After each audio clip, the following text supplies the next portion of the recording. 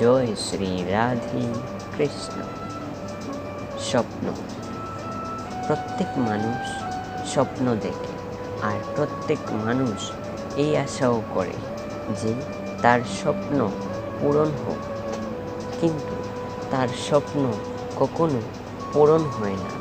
যারা প্রথমেই একথা ভেবে নেয় যে তাদের স্বপ্ন পূরণ হয়ে গেছে, তাদের স্বপ্ন যথার্থ হয়, যারা প্রয়াস করতে থাকে, নিরন্তর প্রয়াস, সেই জন্য জীবনে চেষ্টা চালিয়ে যান, পরিশ্রম করতে থাকুন, আর পূর্ণ বিশ্বাসের সাথে নিজের স্বপ্ন পূরণ করার দিকে অগ্রসর হয়ে পড়ুন।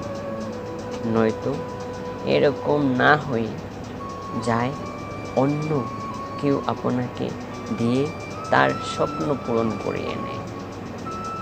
জয় শ্রী রাধে কৃষ্ণ।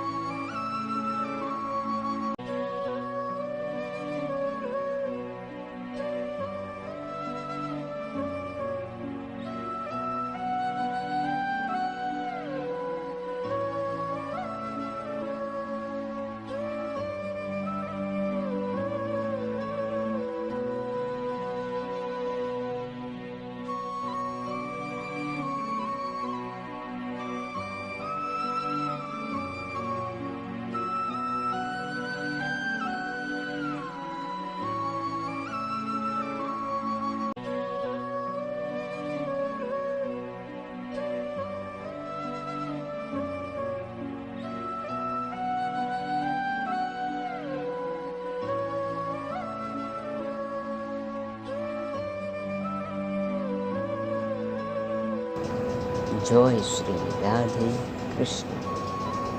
বৃষ্টির ফোঁটা কত ছোট, কিন্তু সাগর কত বড়, হিমখণ্ড কত ছোট, হিমালয় কত বড়, কত পার্থক্য আছে। দেখুন, দশরথ পুত্র রাম আর শ্রীরাম, দেখুন একটা ফোঁটা একসাথে মিলিত হয়ে তখনই বিশাল সাগর তৈরি হয়। সকল হিমখণ্ড যখন একসাথে মিলিত হয় তখন বিশাল মহান হিমালয় গঠিত হয়। সেইভাবেই একটা ছোট্ট বনবাস দিয়ে শুরু হয়েছিল একটা যাত্রা, রাম থেকে শ্রীরাম হবার পথে, মর্যাদা পুরুষোত্তম হবার জন্য। কিন্তু এর থেকে আপনি কি শিখলেন?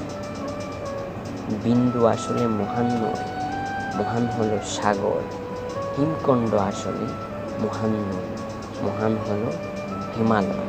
অর্থাৎ কোনো মহান কাজ করার জন্য বা মহান হবার জন্য আপনাকে আরম্ভ করতে হবে ছোট থেকে। একটা অত্যন্ত সরল কিন্তু একটা গুরুত্বপূর্ণ কথা আমি আপনাকে বলতে চাই।